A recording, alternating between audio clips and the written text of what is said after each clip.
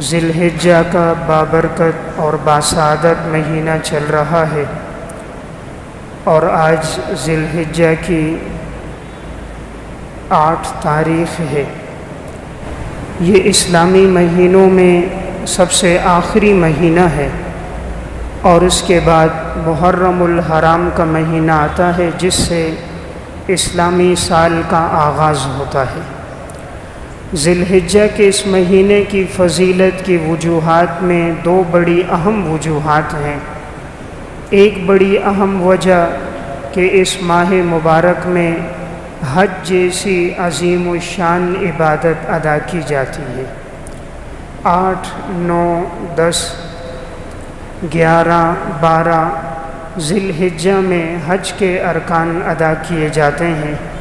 اس اعتبار سے یہ بڑا بابرکت مہینہ ہے، اور اس اعتبار سے بھی یہ بڑا ہی باسعادت مہینہ ہے کہ اس مہینے کی 10 تاریخ کو یعنی 10 ذی الحجہ کو عید الاضحیٰ ہوتی ہے، جو مسلمانوں کے لیے ایک خوشی کا دن ہے۔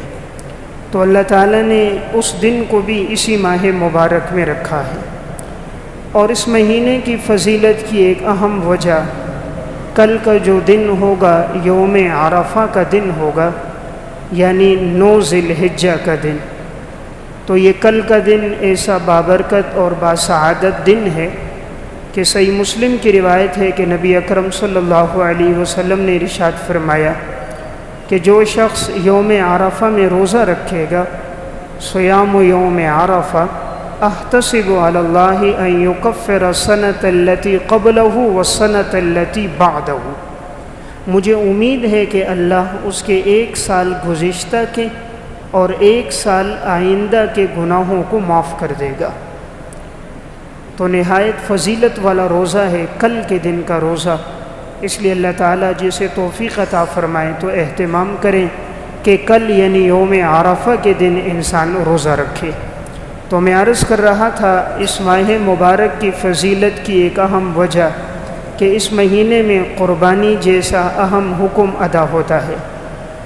قربانی کی مشروعیت کب سے ہوئی، اور کیا یہ پہلی شریعتوں میں بھی حکم تھا یا نہیں تھا؟ قرآن کریم سے جو بات ہمیں اشارتاً معلوم ہوتی ہے وہ یہ ہے کہ حضرت آدم علیہ السلام کی جو 2 بیٹے تھے، حابیل اور قابیل، تو جب ان دونوں نے اللہ کے سامنے اپنا اپنا صدقہ پیش کیا، تو جو قابیل تھا، اس قابیل نے غلے میں سے پیش کیا۔ اس کے پاس غلہ تھا تو اس نے کچھ غلہ پہاڑ کے اوپر رکھا، اور جو حابیل تھا اس نے نہایت خوبصورت جانور اللہ کے نام پر ذبح کر کے اسے پہاڑ کے اوپر رکھ دیا۔ تفسیر ابن کثیر میں ہے اس دور میں یہ معمول تھا کہ آسمان سے آگ آتی تھی اور کھا جاتی تھی، تو جس غلے کو اور جس گائے بیل کو آگ کھا لے تو یہ قبولیت کی علامت ہوتی تھی، اور جس کو نہ کھائے تو گویا وہ صدقہ اللہ کے ہاں قبول نہیں ہوا۔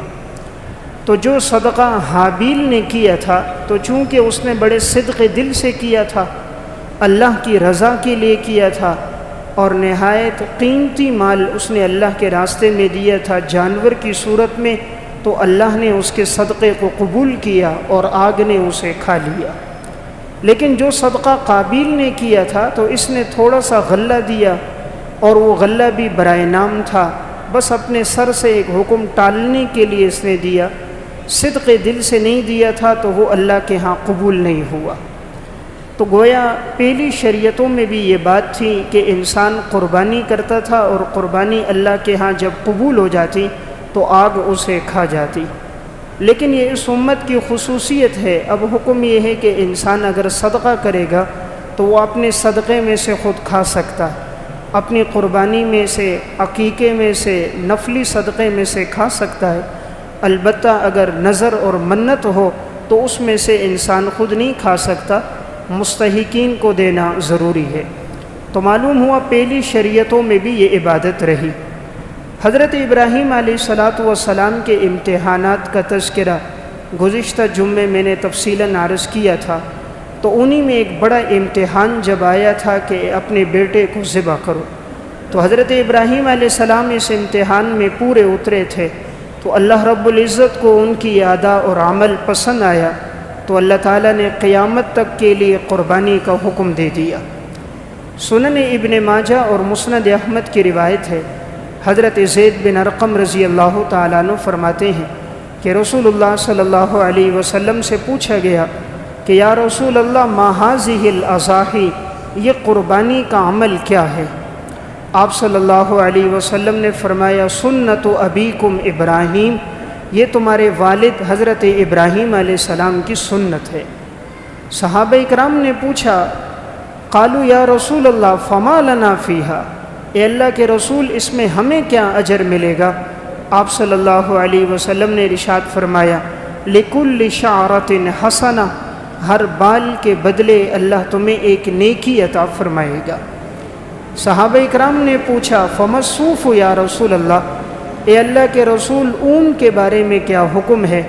یعنی دمبے کے جسم پر جو اون ہوتی ہے۔ آپ صلی اللہ علیہ وسلم نے ارشاد فرمایا کہ اون کے جو دمبے کے جسم پر ہے اس میں بھی ہر بال کے بدلے میں اللہ تعالیٰ قربانی کرنے والے کو ایک نیکی عطا فرمائے گا۔ تو معلوم ہوا قربانی حضرت ابراہیم علیہ السلام کی ایک سنت ہے اور جناب رسول اللہ صلی اللہ علیہ وسلم کی بھی سنت ہے۔ عبداللہ ابن عمر رضی اللہ تعالیٰ عنہ فرماتے ہیں جب سے حضور مدینہ تشریف لائے اس وقت سے لے کر وفات تک یعنی 10 سال مسلسل آپ صلی اللہ علیہ وسلم نے قربانی کا عمل کیا۔ کوئی سال ایسا نہیں گزرا کہ جس میں آپ نے قربانی نہ کی ہو، اور آپ نے عموماً 2 دمبے ذبح کیے ہیں۔ حضرت انس بن مالک رضی اللہ تعالیٰ عنہ فرماتے ہیں 2 دمبے تھے اور دونوں سینگوں والے تھے، نہایت خوبصورت تھے۔ آپ صلی اللہ علیہ وسلم نے انہیں اپنے دست مبارک سے ذبح فرمایا۔ تو حضور نے خود 10 سال تک یہ عمل جاری رکھا، اور آپ نے اپنی امت کو اتنی ترغیب دی کہ آپ نے فرمایا من وجد ساعۃ فلم یضحی فلا یقربن مصلانا، جو آدمی تم میں گنجائش پائے قربانی کرنے کی پھر بھی وہ قربانی نہ کرے تو وہ ہماری عیدگاہ کے قریب نہ آئے، یعنی وہ عید کی نماز پڑھنے نہ آئے جو گنجائش پاتے ہوئے بھی قربانی نہیں کرتا۔ اس سے معلوم ہوتا ہے کہ اتنے سخت الفاظ میں رسول اللہ صلی اللہ علیہ وسلم تنبیہ فرما رہے ہیں، تو اس لیے یہ عمل نہایت اہمیت والا عمل ہے۔ انسان کوشش کرے اس عمل میں بڑھ چڑھ کر حصہ لے۔ سنن ترمذی کی روایت ہے، ام المومنین حضرت عائشہ رضی اللہ تعالیٰ عنہ فرماتی ہیں کہ رسول اللہ صلی اللہ علیہ وسلم نے ارشاد فرمایا کہ اللہ رب العزت کو یوم نحر کے دن سب سے زیادہ جو عمل پسندیدہ ہے وہ خون بہانا پسندیدہ ہے، یعنی قربانی کرنا 10 ذی الحجہ میں اللہ کو یہ عمل سب سے زیادہ پسند ہے۔ آپ صلی اللہ علیہ وسلم نے فرمایا انہ لیأتی یوم القیامۃ بقرونها واشعارها واضلافها وان الدم لیقع من اللہ بمکان قبل ان یقع من الارض فطیبوا بها نفسا۔ آپ نے فرمایا یقیناً یہ قربانی کا جانور اپنے سنگوں کے ساتھ، اپنے بالوں کے ساتھ، اپنے کھروں کے ساتھ قیامت کے دن اللہ کے سامنے پیش ہوگا۔ آپ نے فرمایا یقیناً جانور کے خون کا قطرہ ابھی زمین پر گرتا نہیں ہے کہ یہ اللہ کے ہاں قبولیت کا درجہ پا لیتا ہے، لہٰذا تم خوش دلی کے ساتھ، محبت اور عقیدت کے ساتھ اللہ کے حکم کو سمجھتے ہوئے اس میں بڑھ چڑھ کر حصہ لو۔ تو آپ صلی اللہ علیہ وسلم نے بڑی تاکید بیان فرمائی قربانی کے اس حکم کے بارے میں۔ قرآن کریم میں اللہ رب العزت نے ارشاد فرمایا قل ان صلاتی ونسکی ومحیای ومماتی للہ رب العالمین، فرما دیجئے یقیناً میرا نماز پڑھنا، میرا روزہ رکھنا، میرا قربانی کرنا، میرا جینا اور میرا مرنا سب اس ذات کے لیے جو تمام جہانوں کا رب ہے۔ اللہ رب العزت نے ارشاد فرمایا لن ینال اللہ لحومها ولا دماؤها ولکن ینالہ التقوی منکم، اللہ کے ہاں نہ تمہارے قربانی کا گوشت پہنچتا ہے نہ خون پہنچتا ہے، اللہ دیکھنا یہ چاہتا ہے تم نے کس نیت اور ارادے کے ساتھ یہ عمل کیا، یعنی اللہ ارادوں پر مطلع ہے، نیت کو دیکھتا ہے، اس لیے انسان نیت صرف یہ رکھے کہ اللہ کی رضا مقصود ہے۔ قرآن کریم میں اللہ رب العزت نے اس عمل کو شعائر میں سے بیان فرمایا، فرمایا والبدن جعلناها لکم من شعائر اللہ لکم فیہا خیر، یقیناً یہ اونٹ اللہ کی عظمت کی نشانیوں میں سے ایک نشانی ہے، پس یہ عمل کرنا تمہارے لیے بہتر ہے۔ یعنی اللہ کے راستے میں اونٹ ذبح کرنا، قربانی کرنا، یہ نہایت افضل عمل ہے۔ قرآن کریم نے یہاں لفظ بدن لایا ہے، بدن اونٹ کو کہتے ہیں، اور سورہ کوثر میں بھی فرمایا فَصَلِّ لِرَبِّكَ وَانْحَرْ، اپنے رب کے لیے نماز پڑھیے اور نحر کیجیے۔ نحر اونٹ کو کرتے ہیں اور جانور کو ذبح کرتے ہیں۔ گویا قرآن اشارہ کر رہا ہے اللہ کے نام پر اونٹ نحر کرو، یعنی اللہ کے نام پر سب سے بڑا جانور دو اگر اللہ نے آپ کو وسعت دی۔ خود آپ صلی اللہ علیہ وسلم نے اپنی ذات کے ذریعے عمل کر کے دکھایا۔ صحیح مسلم کی روایت ہے، حجۃ الوداع کا موقع ہے، آپ صلی اللہ علیہ وسلم نے 100 اونٹ نحر کی، جس میں سے 63 اونٹ اپنے ہاتھوں سے خود نحر کیے اور بقیہ اونٹ حضرت علی رضی اللہ تعالیٰ عنہ نے نحر کی۔ یعنی آپ صلی اللہ علیہ وسلم نے 100 اونٹوں کی قربانی کی ہے۔ ہمارے لیے آج ایک دمبا اور بھیڑ ذبح کرنا مشکل ہے۔ وجہ یہ کہ زندگی چونکہ مادیت میں گزر رہی ہے، اس لیے پیسے کے ساتھ محبت زیادہ ہو چکی ہے۔ رب کے نام پر دیتے ہوئے 10 مرتبہ سوچتے ہیں اتنی بڑی رقم لگ جائے گی، لیکن یہ نہیں سوچتے یہ مال جس نے دیا ہے اسی کے نام پہ خرچ ہو رہا ہے۔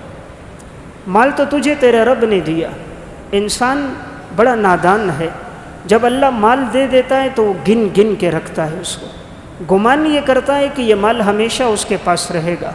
قرآن کریم میں اللہ رب العزت ارشاد فرماتے ہیں وَيْلٌ لِكُلِّ هُمَزَةٍ لُمَزَةٍ، ہلاکت ہے ان لوگوں کے لیے جو تانا دینے والے، غیبت کرنے والے، ایک دوسرے پر الزام تراشی کرنے والے۔ یہ وہ لوگ ہوتے ہیں جو مال جمع کرتے ہیں اور گنتے رہتے ہیں اور سمجھتے ہیں یہ مال ان کے پاس ہمیشہ رہے گا۔ قرآن کہتا ہے ہرگز نہیں، یہ مال ہمیشہ نہیں رہے گا اور انہیں ضرور بے ضرور حطامہ میں ڈال دیا جائے گا۔ تو میں عرض کر رہا تھا، خود آپ صلی اللہ علیہ وسلم کا عمل یہ رہا، آپ نے 100 اونٹوں کی قربانی کی، 63 اپنے ہاتھوں سے نحر کر کے گویا آپ نے اپنی زندگی کے ہر سال کی قربانی کر دی۔ اس لیے حضرات محدثین نے نقطہ لکھا، آپ کی عمر 63 سال تھی، آپ نے 63 اونٹوں کا نحر کیا، گویا آپ نے اپنی زندگی کے ہر سال کے بدلے میں ایک اونٹ اللہ کے نام پہ نحر کر دیا۔ تو اللہ تعالیٰ نے جسے وسعت دی ہو اس عمل میں وہ بڑھ چڑھ کر حصہ لے۔ قربانی کے عمل میں جہاں انسان کے لیے فضیلت ہے کہ آپ نے فرمایا ہر بال کے بدلے اللہ اسے نیکیاں عطا فرماتا ہے، وہیں یہ جانور انسان کے لیے قیامت کے دن اس کے نیک اعمال کی گواہی کا ذریعہ بھی بنے گا، اور یہ عمل اللہ کے ہاں سب سے زیادہ پسندیدہ عمل بھی ہے۔ اب کون سا جانور انسان اللہ کے نام پر ذبح کرے؟ تو حدیث میں 4 قسم کے جانوروں کا تذکرہ ملتا ہے اور آپ صلی اللہ علیہ وسلم نے ان کا ذکر فرمایا۔ تو بڑے جانوروں میں سے اگر کوئی کرے تو اونٹ یا اونٹنی ہو تو ضروری ہے کہ اس کی عمر 5 سال ہو، اور اگر گائے ہو، بھینس ہو، بیل ہو تو اس کی عمر 2 سال ہو، اور اگر بکرا یا دمبا ہو تو اس کی عمر 1 سال ہو۔ البتہ حدیث میں دمبے کے بارے میں یہ استثناء موجود ہے کہ اگر دمبا 6 مہینے سے زیادہ ہے لیکن اتنا فربا ہے کہ اسے سال کے دمبوں میں چھوڑو تو پہچان نہیں ہوتی کہ یہ سال کا ہے یا اس سے کم ہے، تو اگر وہ کم بھی ہو تب بھی اس کی قربانی جائز ہے۔ لیکن یہ صرف دمبے کے لیے ہے، بکرے کے لیے نہیں ہے۔ اگر بکرے کے 1 دن بھی کم ہے سال سے، چاہے مذکر ہو یا مؤنث ہو، 1 دن بھی کم ہوگا تو قربانی نہیں ہوگی۔ صرف یہ استثناء دمبے کے لیے آیا ہے، اس لیے اگر وہ 6 مہینے سے زیادہ ہو اور فربا ہو، سال بھر کے دمبوں میں رکھا جائے تو پہچان نہ ہو تو اس کی قربانی جائز ہے۔ بقیہ اس سے بڑے کے لیے 2 سال کا ہونا ضروری ہے۔ یہاں ایک بات یاد رہے، عموماً جو دانت دیکھے جاتے ہیں یہ دانت علامت ہے، علت نہیں ہے۔ علت 2 سال کا عرصہ ہے اور دانت اس کے لیے ایک نشانی ہے۔ اس لیے اگر ایک آدمی نے جانور اپنے گھر پہ پالا اور پورے 2 سال اس پر گزر گئے، اس کے اپنے گھر کا پلا ہوا جانور ہے، یا ایسا قابل اعتماد ثقہ آدمی ہے جو بیان کرتا ہے، متقی پرہیزگار دیانتدار ہے کہ اس پر پورے 2 سال گزر گئے، اگرچہ اس کے دانت نہ بھی آئے ہوں قربانی جائز ہے، اس لیے کہ اصل ہے 2 سال کا عرصہ گزر جانا۔ لیکن اگر 2 سال میں 1 دن بھی کم ہوگا تو قربانی نہیں ہوگی۔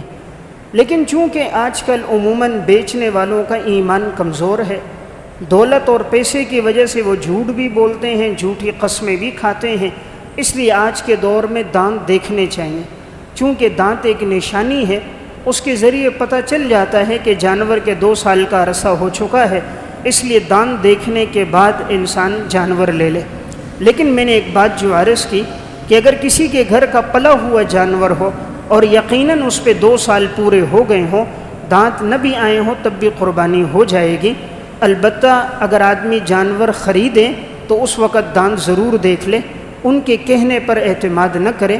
بس اوقات وہ جانور بیچتے ہوئے جھوٹ بول دیتے ہیں اور 2 سال کا عرصہ پورا نہیں ہوا ہوتا تو پھر قربانی نہیں ہوگی۔ شریعت نے جو جانور کے اندر حکم دیا تو اس کے اندر خوبصورت جانور ہو جس میں کسی قسم کا کوئی عیب نہ ہو۔ اگر کوئی بھی عیب موجود ہے تو اس کی قربانی نہیں ہوگی۔ مثلاً ایک جانور ہے وہ آنکھوں سے دیکھ نہیں سکتا، دونوں آنکھوں کی بینائی نہیں یا ایک کی بینائی نہیں تو قربانی نہیں ہوگی۔ یا بینائی ہے لیکن 1/3 سے کم، 1/3 سے کم اگر بینائی کم ہے تو قربانی ہو جائے گی۔ 1/3 سے زیادہ اگر اس کی بینائی چلی گئی تو اس کی قربانی نہیں ہوگی۔ اور اس کا پتہ اس سے چلے گا کہ اس کے سامنے چارہ لے جایا جائے، ایک طرف سے چارہ لے کر جائیں، پھر دوسری طرف سے، تو پتہ چلا ایک آنکھ کی بینائی ٹھیک ہے، دوسری طرف سے لے کر جائیں کہ وہ کتنی دیر پر متوجہ ہو رہا ہے، تو جتنی دیر پر متوجہ ہو رہا ہے وہاں نشان لگا دیا جائے کہ یہاں سے جانور متوجہ ہو رہا ہے۔ اب دوسری آنکھ کی طرف چارہ لایا جائے، پھر اس طرف سے اس کو متوجہ کریں، تو اس سے معلوم ہو جائے گا کہ اس کی بینائی کتنی کم ہے۔ تو اگر 1/3 سے کم ہوگی تو قربانی ہو جائے گی، 1/3 سے زیادہ کم ہوگی تو قربانی نہیں ہوگی۔ اگر کوئی جانور ایسا ہے کہ وہ لنگڑا ہے اور وہ 3 پاؤں کا سہارا لیتا ہے، چوتھے کا سہارا بالکل نہیں لیتا، یا لیتا ہے لیکن اس پہ وزن بالکل نہیں ڈالتا، تو اس کی قربانی نہیں ہوگی۔ ہاں اگر چوتھے پاؤں کا سہارا لیتا ہے، وزن ڈالتا ہے لیکن ذرا لنگڑا کے چلتا ہے تو قربانی ہو جائے گی۔ جانور اتنا کمزور ہے کہ وہ عیدگاہ تک نہیں جا سکتا، اپنی قربان گاہ کی جگہ تک نہیں جا سکتا، اتنا کمزور ہے، اسے دھکا دینا پڑتا ہے، کھینچنا پڑتا ہے، تو ایسے کمزور جانور کی قربانی نہیں ہوگی کہ جو اس قدر لاغر ہو کہ اس کی ہڈیاں نظر آ رہی ہوں، گودا تک ختم ہو گیا ہو، تو اس کی قربانی نہیں ہوگی۔ اگر کوئی جانور ایسا ہے کہ جس کے سینگ اس کی جڑ سے اکھڑ گیا ہے، اگر بالکل جڑ سے اکھڑ گیا تو قربانی نہیں ہوگی۔ البتہ اگر سینگ ٹوٹ گیا ہو، اوپر کا کنارہ ٹوٹ گیا یا اس سے زیادہ 1/3 ٹوٹ گیا تو اس میں کوئی حرج نہیں، قربانی ہو جائے گی۔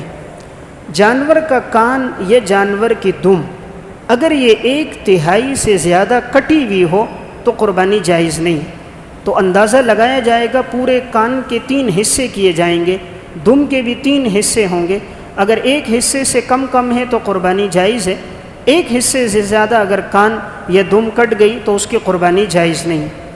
کوئی جانور ایسا ہے کہ اس کے منہ میں کوئی دانت بھی نہیں ہے اور وہ بالکل گھاس وغیرہ چبا ہی نہیں سکتا، اور دانت نہ ہونے کی وجہ سے اسے بڑی اذیت اور تکلیف ہے، تو اس کی قربانی جائز نہیں ہے۔ تو بہرحال ایسا لاغر جانور بھی کہ جسے اتنی کھجلی ہو، اس قدر خارش ہو کہ اس کے اثرات اس کے گوشت تک منتقل ہو گئے ہوں، تو بھی اس کی قربانی نہیں ہوگی۔ اور اگر چھوٹا جانور ہو یا بڑا ہو، مؤنث ہے، مثلاً بکری ہے، گائے ہے، بھینس ہے، اونٹنی ہے، اور اس کے جو تھن ہیں، اگر چھوٹے جانور کا ایک تھن خشک ہو گیا ہو، بالکل ایک تھن خشک ہے، ایک ٹھیک ہے، اس کی قربانی نہیں ہوگی۔ اور اگر جانور بڑا ہے جیسے گائے ہیں اور بھینس ہے، تو اس میں اس کے اگر 2 تھن خشک ہو گئے ہوں تو اس کی قربانی نہیں ہوگی۔ اگر ایک تھن خشک ہے یا ایک تھن کچھ چھوٹا نظر آ رہا ہے، باقی تھن معمول پر ہیں، تو اس کی قربانی ہو جائے گی۔ 2 تھن خشک ہو گئے تو قربانی جائز نہیں۔ اگر جانور کا تھن اس طرح کٹا ہوا ہے اور اتنا زخمی ہے کہ اس سے اس کا بچہ دودھ نہیں پی سکتا اور نہ ہی اس سے اس کا دودھ نکالا جا سکتا ہے، تو پھر اس کی قربانی جائز نہیں ہے۔ تو بہرحال شریعت نے قربانی کے جانور میں 2 چیزوں کو رکھا ہے، نمبر 1 اس کے سارے اعضاء مکمل ہو، اور نمبر 2 اس میں خوبصورتی بھی ہو۔ یعنی دونوں چیزوں کو ملحوظ رکھا گیا ہے۔ اگر اس کے جسم کے کوئی اعضاء کم ہو رہے ہیں اور یا اس کی خوبصورتی پر نہایت فرق پڑ رہا ہے تو اس سے قربانی کے عمل پر فرق آتا ہے۔ اب یہ قربانی کس پر لازم ہوگی؟ صاحب نصاب آدمی پر لازم ہے۔ اس کے لیے سال کا گزرنا شرط نہیں ہے، جیسے کہ زکوٰۃ کے لیے سال گزرنا شرط ہے۔ تو اگر کسی آدمی کے پاس عید کی رات کو بھی مال آ گیا یا ان عید کے 3 دنوں میں بھی اس کے پاس مال آ گیا کہ جو نصاب کے برابر ہے تو اس پر قربانی لازم ہوگی۔ اس کے لیے سال کا گزرنا شرط نہیں ہے۔ اس میں ضرورت سے زائد جو سامان ہے اس کا بھی حساب لگایا جاتا ہے، یعنی ہر وہ چیز جو ضرورت میں آ رہی ہے فبہا، ضرورت سے بڑھ کر جو چیز بھی ہوگی وہ زائد ہوگی۔ جیسے ایک آدمی کے گھر کا مکان رہائش کا یہ ضرورت ہے، اس کے علاوہ اگر اس نے کرائے پر دیا ہے، بیچنے کی نیت سے خریدا ہے، یہ ضرورت سے زائد ہے۔ ایک آدمی کے پاس گاڑی استعمال میں یہ ضرورت کی ہے، اس کے علاوہ اگر اس نے کرائے پر دی ہے، بیچنے کی نیت ہے، یہ ضرورت سے زائد ہے۔ شریعت نے اس میں اعتبار سونے اور چاندی کے نصاب کا کیا ہے۔ چاندی کا نصاب بنتا ہے 52.5 تولے چاندی، اور 52.5 تولے چاندی کا نصاب آج کے دن تقریباً جو بنتا ہے، صبح میں نے جو ریٹ پوچھا ہے وہ بنتا ہے 78,256 روپے، یعنی تقریباً 78,000 روپے اگر کسی آدمی کے پاس ہیں تو اس آدمی پر قربانی لازم ہوگی۔ 78,000 روپے یا اس سے زیادہ اگر کسی آدمی کے پاس یہ رقم موجود ہے، گھر میں موجود ہے، بینک میں موجود ہے، اکاؤنٹ میں موجود ہے، مال تجارت کی صورت میں موجود ہے، گاڑی بنگلہ مکان کی صورت میں موجود ہے، اس پر قربانی لازم۔ تو اکثر تقریباً اتنی رقم ہر چوتھے 5ویں آدمی کے پاس ہوتی ہے الا ماشاء اللہ، لیکن عموماً لوگ جب دین کا مسئلہ آتا ہے تو کسی طرح شریعت سے بچیں تو کوشش کرتے ہیں کہ شریعت کا حکم لازم نہ ہو جائے، اس لیے ہیلے بہانے کر کے کوئی بولتا ہے جی قرض ہو گیا، حالات اس طرح ہیں، مصیبتیں ہیں، تکلیفیں ہیں، پریشانیاں ہیں، مسائل ہیں، یہ ساری چیزیں آخر انسان کو جو نظر آتی ہیں وہ دین کے معاملے میں کیوں نظر آتی ہیں؟ یعنی جہاں پر بات آتی ہے تو انسان اسلام کا حکم آئے تو پھر ایسی حجتیں کیوں پیش کرتا ہے؟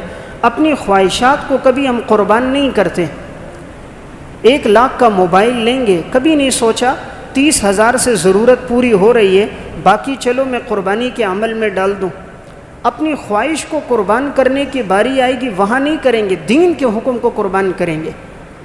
3 ہزار روپے کا سوٹ پہنیں گے، 70 لاکھ روپے کے گھر کی تعمیرات میں خرچ کر دیں گے، 25 سے 30 لاکھ روپے کی گاڑی استعمال کریں گے، ہر سال نیا موبائل آئے گا تو وہ نیا موبائل اس کے ہاتھ میں ہوگا، اس کے بچوں کے پاس ہوگا، شادی کا موقع آئے گا، 6 قسم کی ڈشیں کھانے کی پکیں گی، سب سے مہنگا ہال بک ہوگا، بارات کے اندر 20 قسم کی گاڑیاں جا رہی ہوں گی، لوگوں کو بتانے کے لیے 10 12 تولے یہ مہر میں سونا رکھے گا، ریاکاری اور دکھلاوے کے لیے گھر کی زیب و زینت پہ ہزاروں روپے لگا دے گا، لیکن جب بات 18-20 ہزار روپے اللہ کے نام پر دینے کی باری آئے تو جی میرے اوپر بڑا قرض ہے، میرے حالات اس قسم کے، پریشانیاں اتنی ہو گئی ہیں۔ اصل بات یہ اللہ توفیق نہیں دیتا، اصل بات دل کی تختی پہ لکھ لیں، اللہ ہر ایک کو نیک کام کرنے کی، عبادت کی توفیق نہیں دیتا، ورنہ انسان کی کیا مجال ہے وہ نہ کرے۔ رب العالمین نہیں چاہتا یہ سنت ابراہیمی پر عمل کر دے، یہ امام الانبیاء کے طریقے پر عمل کر دے، خون کا قطرہ گرے اور اس کے گناہوں کی مغفرت ہو جائے، اس کے درجات بلند ہو جائیں۔ تو زندگی چونکہ فسق و فجور میں گزرتی ہے اس لیے عبادت کرنے پر بڑی تکلیف ہوتی ہے، زندگی چونکہ مال جمع کرنے پہ لگ جاتی ہے اس لیے چند روپے خرچ کرتے وقت اس کی جان جاتی ہے، اور ایسا مال اسے بھی نصیب نہیں ہوتا، اولاد بعد میں عیاشی کرتی ہے اور حساب اس نے دینا ہوتا ہے۔ مال تو سوال اس سے ہوگا این اکتسبہ، کمایا کہاں سے تھا اور اس مال کو کہاں تو نے خرچ کیا تھا؟ اس لیے اللہ نے دیا ہے، سال میں ایک موقع آتا ہے انسان اچھی سے اچھی چیز اللہ کے نام پر دے۔ حضرات صحابہ اکرام میں یہ بات تھی، اللہ کے نام پر دینے کی باری ہوتی تھی، سب سے بہترین چیز رب العالمین کے نام پر دیتے تھے۔ قرآن کریم کی آیت اتری، لن تنالوا البر حتی تنفقوا مما تحبون، کہ تم ہرگز نیکی کو نہیں پا سکتے یہاں تک کہ اپنی پسندیدہ چیز خرچ کرو۔ قرآن کی آیت اتری، صحابی رسول حضرت ابو طلحہ انصاری رضی اللہ تعالیٰ عنہ حضور کے پاس آئے، صحیح بخاری کی روایت ہے، فرمایا یا رسول اللہ، اللہ رب العزت نے فرمایا اپنی سب سے بہترین اور پسندیدہ چیز خرچ کرو، میں آپ کو گواہ بناتا ہوں مجھے سب سے زیادہ جو پسند ہے وہ اپنا باغ ہے، جو کھجور کا باغ ہے جس میں 600 درخت تھے کھجور کے۔ فرمایا یا رسول اللہ آپ گواہ رہو، یہ میں نے اللہ کے نام پہ صدقہ کر دیا۔ یعنی ایک قرآن کی ایک آیت سنی ہے اور اپنا سب سے قیمتی باغ، اس دور کا سب سے بڑا سرمایہ کھجور کا درخت ہوتا تھا، اور انہوں نے ایک آیت سن کر وہ پورا باغ اللہ کے نام پر دے دیا۔ قرآن کریم کی جب یہی آیت نازل ہوئی، حضرت زید بن حارثہ رضی اللہ تعالیٰ عنہ، ان کا واقعہ تفسیر طبری میں موجود ہے، آپ صلی اللہ علیہ وسلم کے پاس آئے، کہا یا رسول اللہ، اللہ رب العزت نے فرمایا بہترین چیز اللہ کے نام پر خرچ کرو، مجھے سب سے زیادہ جو پسند ہے وہ میرا گھوڑا ہے، اور مجھے اس سے بڑی محبت ہے، میں آپ کو گواہ بناتا ہوں میں نے یہ گھوڑا اللہ کے نام پر وقف کر دیا، یہ گھوڑا میں نے جہاد کے لیے وقف کر دیا ہے، اور وہ گھوڑا انہوں نے آپ صلی اللہ علیہ وسلم کو دے دیا۔ قرآن کی یہی آیت اتری، حضرت عمر رضی اللہ تعالیٰ عنہ حضور کے پاس آئے، صحیح مسلم کی روایت ہے، فرمایا یا رسول اللہ، اللہ رب العزت نے فرمایا سب سے پسندیدہ چیز میرے نام پہ خرچ کرو، مجھے سب سے زیادہ پسند میری وہ زمین ہے جو خیبر میں مجھے مال غنیمت میں ملی تھی، میں آپ کو گواہ بناتا ہوں میں نے وہ زمین اللہ کے نام پہ وقف کر دی۔ یعنی واقعہ سنانے کا مقصد صحابہ اکرام کا کیا ایمان ہوتا تھا، قرآن کی ایک آیت سن لیتے، جو کچھ ہوتا رب کے نام پہ خرچ کر دیتے تھے۔ جس کو فکر ہوتی ہے وہ پورا سال جمع کرتا ہے۔ ہم شادیوں کے لیے جمع کر سکتے ہیں، مکانات بنانے کے لیے جمع کر سکتے ہیں، رسم و رواج کے لیے جمع کر سکتے ہیں، گاڑی بنگلہ مکان موبائل کے لیے جمع کر سکتے ہیں، رب کے نام پر دینے کے لیے کیوں نہیں جمع کر سکتے؟ ضرور کر سکتے ہیں، لیکن خدا کے حکم کو اہمیت نہیں دیتے، تو پھر آخر یہ مال بھی تو نصیب نہیں ہوتا۔ کبھی چوری ہو جاتی ہے، کبھی ڈاکہ پڑ جاتا ہے، کبھی بیماری آ جاتی ہے، کبھی مصیبت سامنے آ جاتی ہے، کبھی بیٹا یا بیٹی مال لے کر گھر سے فرار ہو جاتے ہیں، کبھی ایکسیڈنٹ ہو جاتا ہے، کبھی کوئی حادثہ سامنے پیش آ جاتا ہے، کبھی سیلاب اور زلزلے کے مال نظر ہو جاتا ہے، کبھی مال اپنے ہی لے کر چلے جاتے ہیں، کبھی شریک مال پہ قبضہ کر دیتا ہے، کبھی مال میں عیب نکل آتا ہے، خریدنے والا ہی کوئی نہیں ہوتا۔ اللہ بتاتا ضرور ہے لیکن بندہ سمجھتا نہیں، اس لیے جو کچھ دیا یہ میرے رب کی عطا ہے۔ جب ایسا موقع آئے انسان کو بڑھ چڑھ کے حصہ لینا چاہیے، اس کے لیے مال شروع سال سے ہی وہ جمع کرے۔ اگر کوئی سال میں مہینے میں 2-2 ہزار روپے بھی جمع کرتا ہے، 12 مہینوں میں 24,000 روپے بن جاتے ہیں، وہ بھی انشاءاللہ قربانی میں اپنا حصہ وہ ڈال سکتا ہے۔ ملتان کے اندر ایک عورت تھی، محاسن اسلام میں اس کا واقعہ چھپا۔ اس کے دل میں خواہش تھی کہ میں حج کے لیے جاؤں گی، نہایت تنگ دست ہے، شوہر اس کا غریب تھا، مزدوری کرنے والا، اور یہ عورت اب دن بھر میں کپڑے سلائی کرتی، جو پیسے بنتے اسے جمع کرتی، سلائی کرتی، جو پیسے ہوتے جمع کرتی رہی۔ 11 سال تک اس نے پیسے جوڑ کر جمع کر کے اتنی رقم پوری ہو گئی کہ یہ اپنے شوہر کے ساتھ پھر حج کے لیے گئی۔ جس کے دل میں تڑپ ہوتی ہے نا، اللہ اس کے لیے اسباب پیدا کر دیتا ہے۔ جس کے دل میں تڑپ ہوتی ہے، محبت ہوتی ہے، وہ محنت کرنا شروع کرتا ہے، رب العالمین پھر خود نتائج آگے بنا دیتا ہے۔ اللہ تو انسان کی نیت کو دیکھتا ہے، ہماری چونکہ نیتوں میں فتور ہوتا ہے اس لیے توفیق نہیں ملتی۔ جس کی نیت سچی ہو، رب العالمین خزانوں کا مالک ہے، وہ زمین آسمان کے خزانے تو اس کے ہاتھ میں ہیں، وہ دیکھتا ہے بندہ اگر صدق نیت رکھتا ہے، رب العالمین 1 درہم میں اسے حج کرا کے واپس لوٹا دیتا ہے۔ خطبات فقیر میں ایک واقعہ ہے، ایک شخص حضرت جنید بغدادی رحمۃ اللہ علیہ کے پاس آیا، فرمایا حضرت لوگ حج کے لیے جا رہے ہیں اور میری بڑی خواہش ہے کہ میں حج پہ چلا جاؤں، لیکن میں بڑا غریب اور تنگ دست آدمی ہوں، جا نہیں سکتا، میری وسعت نہیں، لیکن جب یہ حج کے قافلے جا رہے ہوتے ہیں تو میں دیکھتا ہوں مجھ سے برداشت بھی نہیں ہوتا، لیکن میرے پاس سواری بھی نہیں ہے، توشہ بھی نہیں، سامان بھی نہیں، جا بھی نہیں سکتا، برداشت بھی نہیں ہوتا، آپ دعا کرو اللہ رب العزت میرے لیے اسباب پیدا فرما دے۔ حضرت جنید نے جیب میں ہاتھ ڈالا تو 1 درہم تھا، انہوں نے 1 درہم نکالا، اس کو دے دیا، فرمایا اللہ تیرے اس 1 درہم میں برکت ڈالے۔ جہاں سے یہ قافلے روانہ ہوتے ہیں اس راستے میں چلا جا، وہاں کھڑا ہو جا، ذکر کرتا رہے، اللہ تیرے لیے اسباب پیدا فرما دے گا۔ اب جہاں سے قافلے حج کے لیے جاتے تھے یہ شخص وہاں چلا گیا، جیب میں صرف 1 درہم ہے بس۔ قافلے وہاں سے روانہ ہو رہے تھے، یہ کھڑا ہوا تھا، ایک قافلہ وہاں پہ ٹھہرا، انہوں نے اس کو دیکھا تو پوچھا بھئی کیوں کھڑے ہو؟ کہا میرے حج کا ارادہ ہے لیکن میرے پاس سواری کوئی نہیں ہے۔ انہوں نے کہا ہمارے پاس ایک سواری زائد ہے، ایک آدمی نے ہمارے ساتھ جانا تھا، اچانک اس کی کوئی ضرورت پیش آئی، اس نے انکار کر دیا تو اس نے جانے سے وہ رہ گیا، تو اس کی سواری ہمارے پاس ہے، اگر آپ جانا چاہو تو بیٹھ جاؤ۔ اب یہ کہتے میں خوش ہو گیا کہ اللہ نے سواری کا انتظام کر دیا، سواری پر میں بیٹھ گیا۔ کہا بھی یہ قافلہ چلتا گیا، جہاں یہ ٹھہرتے ہیں تو وہ لوگ کہتے یہ مہمان ہیں، وہ میرا اکرام کرتے ہیں۔ دلوں میں محبت تو اللہ ڈالتا ہے نا، دل تو رب العالمین کے قبضے میں ہے، جب وہ پلٹتا ہے تو دلوں میں محبت ڈال دیتا ہے، ناراض ہوتا ہے تو دلوں میں نفرت ڈال دیتا ہے۔ تو رب العالمین نے قافلے والوں کے دل میں اس کی محبت ڈال دی۔ جب انہوں نے دیکھا بڑا نیک متقی پرہیزگار آدمی ہے، انہوں نے کہا کہ تم ہمارے ساتھ چلو، جہاں ٹھہرتے کھانے کا وقت ہوتا اسے ساتھ کھانا کھلاتے، جہاں ناشتے کا وقت ہوتا ساتھ ناشتہ کراتے۔ یہ کہتے ہم چلتے گئے، چلتے چلتے حرم پہنچ گئے۔ جب وہاں الحمدللہ حج کے دن آئے، میں نے حج بھی کر دیا، پھر وہاں سے مدینہ گئے تو یہ خرچہ سارے قافلے والے برداشت کرتے، ہر ایک خوش ہوتا کہ اللہ کے راستے کا سفر ہے اور یہ مہمان ہے اور اللہ کے راستے میں خرچ پہ اللہ ڈبل دیتا ہے، ہر ایک خوشی سے اس پہ خرچ کرتا۔ کہتے ہیں جب مدینہ پہنچا تو وہاں یہ حجاج کرام خریداری کرنے لگے، اپنے لیے کھجوریں خرید رہے تھے، تو مجھے کسی نے کہا آپ بھی خریدو جتنی آپ کو چاہیے، میں نے خریداری کر دی، اس نے میری طرف سے پیسے دے دیے۔ جب ہم دوبارہ بیت اللہ آئے، وہاں چند لوگوں نے ضرورت کا سامان لیا، مجھ سے کہا آپ کو چاہیے لے لو، میں نے لیا، انہوں نے میری طرف سے وہ بھی دے دیا۔ فرمایا یہاں تک کہ میرا حج مکمل ہو گیا، اب میں دوبارہ اسی سواری پر بیٹھا ہوں، اسی قافلے والوں کے ساتھ آیا، جہاں سے میں چلا تھا وہیں آ کر انہوں نے مجھے واپس وہیں لوٹا دیا۔ یہ وہیں سے جنید بغدادی رحمۃ اللہ علیہ کے پاس گئے اور جیب سے وہ 1 درہم نکالا۔ فرمایا حضرت آپ نے کیسا بابرکت درہم دیا تھا، حج پہ چلا بھی گیا، حج سے واپس بھی لوٹ آیا اور وہ درہم اب تک میرے ہاتھ میں موجود ہے۔ تو واقعہ سنانے کا مقصد یہ ہے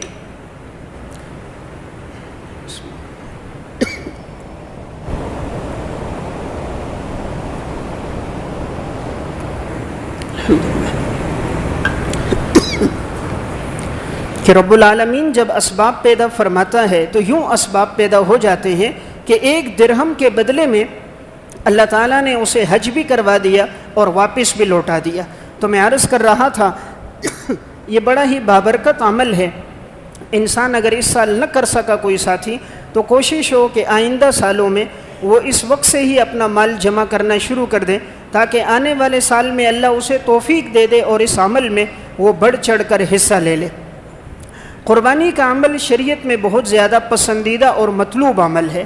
شریعت نے اس بارے میں کوئی پابندی انسان پہ نہیں رکھی ہے کہ انسان اس کا گوشت خود استعمال کرے، بہتر یہ ہے کہ 3 حصے اس کے کرے، ایک غریبوں کے لیے، ایک رشتہ داروں کے لیے اور ایک اپنے لیے۔